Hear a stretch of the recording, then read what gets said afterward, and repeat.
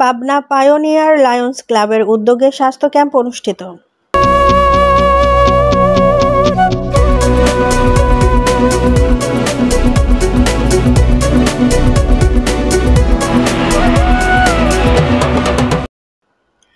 আসসালামু আলাইকুম।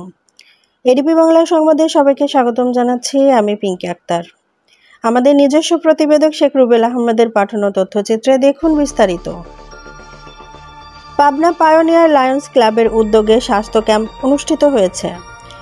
শুক্রবার 10 অক্টোবর সকাল 9টা থেকে দুপুর 1টা পর্যন্ত সুজানগর উপজেলা হাটখালী সরকারি প্রাথমিক বিদ্যালয়ে সাধারণ সম্পাদক লায়ন ইউনুস আলী কলির সার্বিক সহযোগিতায় প্রায় 700 রোগীকে বিনা ফিতে চিকিৎসা দেওয়া হয়েছে এবং প্রত্যেক রোগীদের মধ্যে ওষুধ বিতরণ করা হয়েছে।